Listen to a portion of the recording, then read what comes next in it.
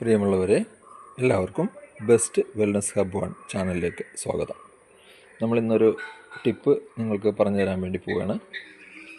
നമ്മുടെ കുട്ടികൾക്കൊക്കെ നല്ല ആരോഗ്യവും ഓർമ്മശക്തിയും പ്രതിരോധ ശക്തിയൊക്കെ ഉണ്ടാകാനായിട്ട് ഏറ്റവും നല്ലൊരു എളുപ്പവഴിയുണ്ട്. നമ്മൾ പല ഫുഡ് സപ്ലിമെൻറ്റുകൾ അതിന് വേണ്ടിയിട്ട് കഴിക്കാറുണ്ട്. എന്നാൽ ഇത് നമുക്ക് വീട്ടിൽ തന്നെ ഉണ്ടാക്കിയെടുക്കാവുന്ന ഒരു ചെറിയൊരു ടിപ്പാണ്. നമ്മൾ 1 കിലോ നെല്ലിക്ക വാങ്ങിക്കുക. അത്യാവശ്യം വലുപ്പമുള്ള നെല്ലിക്കയാണ് വാങ്ങിക്കുന്നതിന് ബെറ്റർ ആയിരിക്കും. അത് ഇതുപോലെ ചെറുതായിട്ട് അരിഞ്ഞെടുക്കുക. നൈസായിട്ട് അരിയുകയാണെങ്കിൽ ബെറ്റർ ആയിരിക്കും. ഇങ്ങനെ അരിഞ്ഞിട്ട് നമ്മൾ അത് ഉണക്കിയെടുക്കുക. ഉണക്കിയെടുക്കുമ്പോൾ ശ്രദ്ധിക്കേണ്ട ഒരു കാര്യം, വെയിലത്ത് വെച്ചിട്ടല്ല ഉണക്കേണ്ടത്.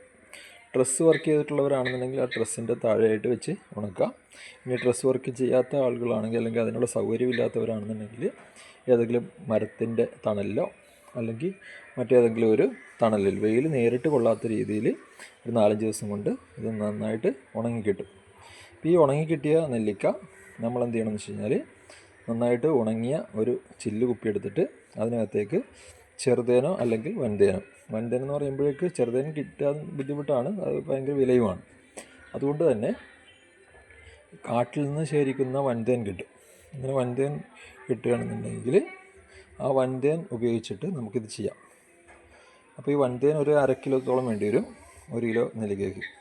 അപ്പോൾ അത് ശുദ്ധമായി കഴുകി ഉണക്കിയെടുത്ത ഒരു ചില്ല് ഭരണിയോ അല്ലെങ്കിൽ നമ്മുടെ സെറാമിക് ഭരണിയോ ഉപയോഗിക്കാം. നമ്മൾ അതിനകത്തേക്ക് നെല്ലിക്ക ഇടുന്നു, അതിനകത്തേക്ക് തേൻ ഒഴിച്ച് വെക്കുന്നു.